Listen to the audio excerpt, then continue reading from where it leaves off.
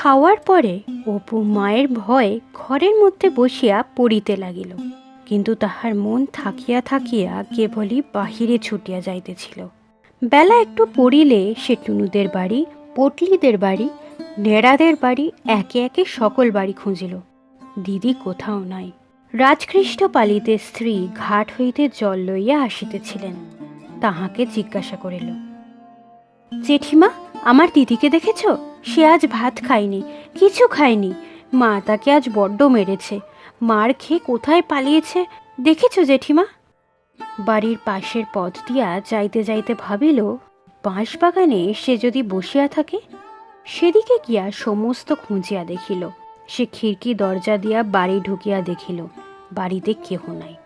তাহার মা বোধহয় ঘাটে কে অন্য কোথাও গিয়াছে। বাড়িতে বৈকালের ছায়া পড়িয়া আসিয়াছে। সম্মুখের দরজার কাছে যে বাঁশ ঝাড় ঝুঁকিয়া পড়িয়াছে, তাহার একগাছা ঝুলিয়া পড়া শুকনো কঞ্চিতে তাহার পরিচিত সেই লেজঝোলা হলদে পাখিটা আসিয়া বসিয়াছে।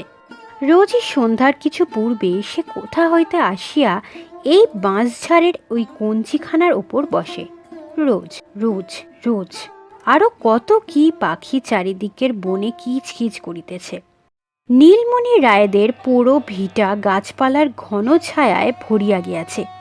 অপু রোয়াকে দাঁড়াইয়া দূরের সেই অশ্বত্থ গাছটার মাথার দিকটা চাহিয়া দেখিল, একটু একটু রাঙা রোদ গাছের মাথায় এখনো মাখানো।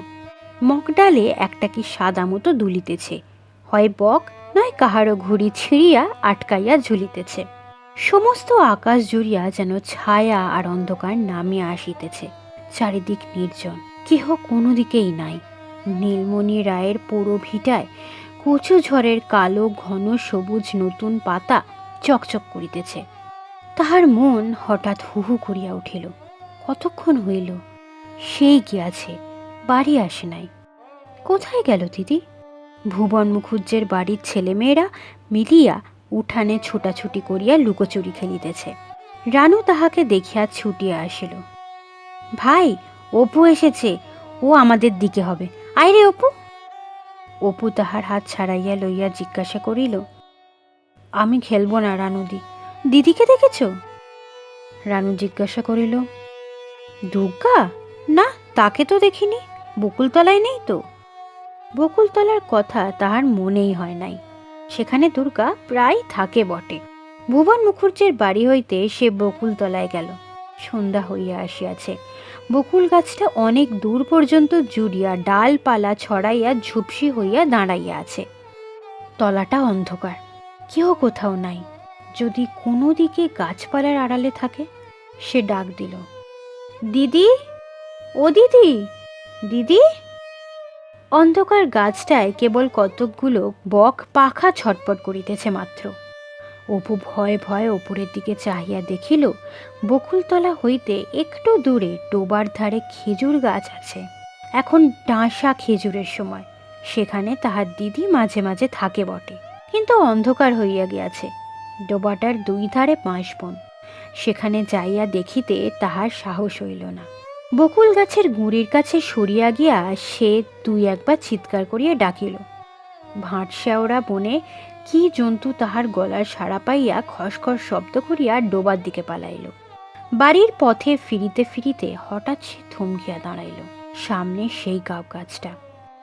একা সন্ধ্যের পর এই গাব গাছের তলার পথ দিয়ে যাওয়া, সর্বনাশ! গায়ে কাঁটা দিয়া ওঠে।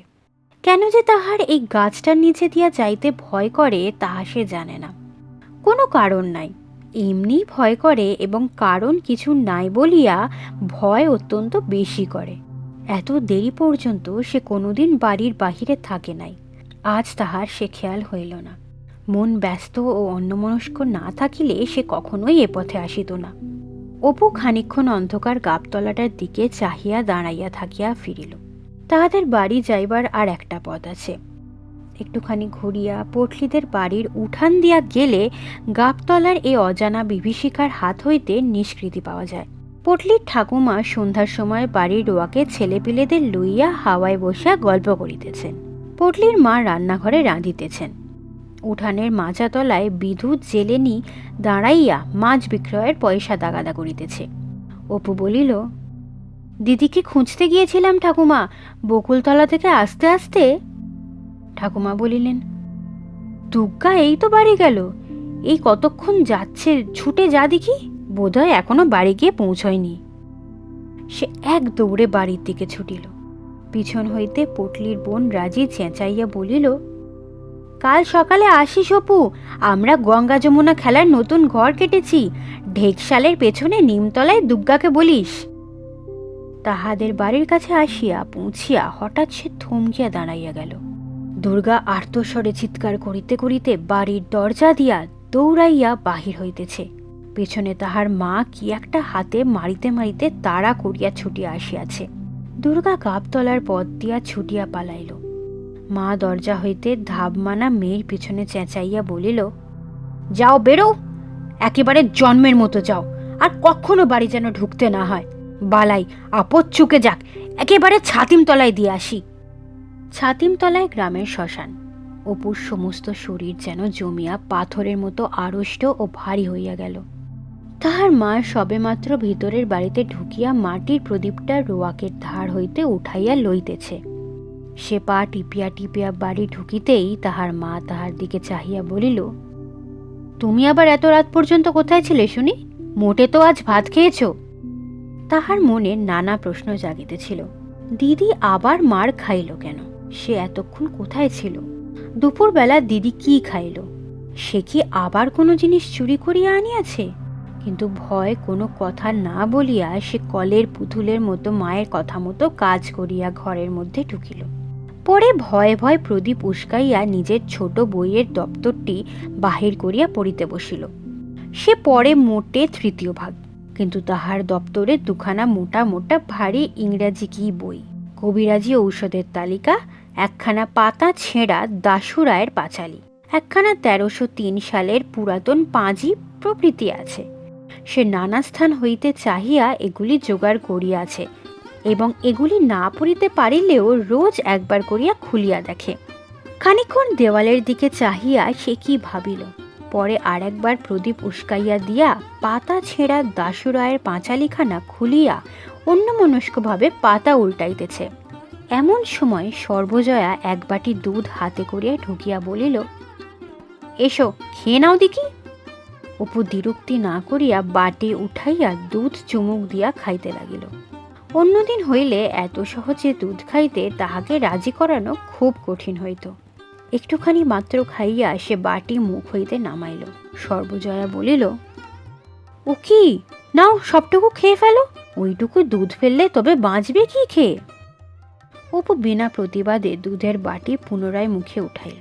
সর্বজয়া দেখিল সে মুখে বাটি ধরিয়া রহিয়াছে, কিন্তু চুমুক দিতেছে না। তাহার বাটি শুদ্ধ হাতটা কাঁপিতেছে। পরে অনেকক্ষণ মুখ ধরিয়া রাখিয়া হঠাৎ বাটি নামাইয়া সে মায়ের দিকে চাহিয়া ভয়ে কাঁদিয়া উঠিল। সর্বজয়া আশ্চর্য হইয়া বলিল, কি হলো রে, কি হয়েছে, জিভ কামড়ে ফেলেছিস? অপু মায়ের কথা শেষ হইবার সঙ্গে সঙ্গে ভয়ের বাঁধ না মানিয়া ডুকরিয়া কাঁদিয়া উঠিয়া বলিল, দিদির জন্য বড্ড মন কেমন করছে। সর্বজয়া অল্পক্ষণ মাত্র চুপ করিয়া বসিয়া পরে সরিয়া আসিয়া ছেলের গায়ে হাত বুলাইতে বুলাইতে শান্ত সুরে বলিতে লাগিল, কেঁদো না, অমন করে কেঁদো না। ও পটলিদের কি ন্যাড়াদের বাড়ি বসে আছে, কোথায় যাবে অন্ধকারে? কম দুষ্টু মেয়ে নাকি? সেই দুপুরবেলা বেরুলো, সমস্ত দিনের মধ্যে আর চুলের টিকই দেখা গেল না। না খাওয়া না দাওয়া। কোথায় ওপাড়ার পালিতদের বাগানে বসেছিল, সেখানে বসে কাঁচা আম আর জামরুল খেয়েছে। এক্ষুনি ডাকতে পাঠাচ্ছি, কেঁদো না অমন করে, আবার জ্বর আসবে, ছি।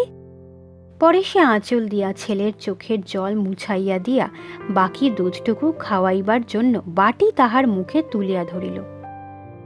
হাঁ করো দেখি, লক্ষ্মী সোনা, উনি এলেই ডেকে আনবেন এখন। একেবারে পাগল, কোত্থেকে একটা পাগল এসে জন্মেছে। আর এক চুমুক, হ্যাঁ। রাত অনেক হইয়াছে। উত্তরের ঘরের তক্তাপোষে অপু ও দুর্গা শুইয়া আছে। অপুর পাশে তাহার মায়ের শুইবার জায়গা খালি আছে, কারণ মা এখনো রান্নাঘরের কাজ সারিয়া আসে নাই। তাহার বাবা আহার আদি সারিয়া পাশের ঘরে বসিয়া তামাক খাইতেছেন। বাবা বাড়ি আসিয়া দুর্গাকে পাড়া হইতে খুঁজিয়া আনিয়াছেন। বাড়ি আসিয়া পর্যন্ত দুর্গা কাহারো সঙ্গে কোনো কথা বলে নাই। খাওয়া দাওয়া সারিয়া আসিয়া চুপ করিয়া শুইয়াছে। অপু দুর্গার গায়ে হাত দিয়া জিজ্ঞাসা করিল, দিদি, মা কি দিয়ে মেরেছিল রে সন্ধ্যাবেলা? তোর চুল ছিঁড়ে দিয়েছে? দুর্গার মুখে কোনো কথা নাই। সে পুনরায় জিজ্ঞাসা করিল, আমার উপর রাগ করেছিস দিদি? আমি তো কিছু করিনি। দুর্গা আস্তে আস্তে বলিল, না বই কি, তবে সতু কি করে টের পেল যে পুঁতির মালা আমার বাক্সে আছে? অপু প্রতিবাদের উত্তেজনায় উঠিয়া বসিল। না, সত্যি, আমি তোর গা ছুঁয়ে বলছি দিদি, আমি তো দেখাইনি, আমি জানি না যে তোর বাক্সে আছে। কাল সতু বিকেলবেলা এসেছিল, ওর সেই বড় রাঙা ভাঁটাটা নিয়ে আমরা খেলছিলাম। তারপর বুঝলি দিদি, সতু তোর পুতুলের বাক্স খুলে কি দেখছিল। আমি বললাম, ভাই, তুমি আমার দিদির বাক্সে হাত দিও না, দিদি আমাকে বকে। সেই সময় দেখেছে। পরে সে দুর্গার গায়ে হাত বুলাইয়া বলিল, খুব লেগেছে রে দিদি, কোথায় মেরেছে মা? দুর্গা বলিল, আমার কানের পাশে মা একটা বাড়ি যা মেরেছে, রক্ত বেরিয়েছিল, এখনো কনকন করছে। এইখানে, এই দেখ হাত দিয়ে, এই এইখানে। তাই তো রে, কেটে খেয়েছে যে। একটু পিদিমের তেল লাগিয়ে দেবো দিদি? থাকবে, কাল পালিতদের বাগানে বিকেলবেলা যাব, বুঝলি? কামরাঙা যা পেকেছে, এই এত বড় বড়, কাউকে যেন বলিস নে। তুই আর আমি চুপি চুপি যাব। আমি আজ দুপুরবেলা 2টো পেড়ে খেয়েছি, মিষ্টি যেন গুড়।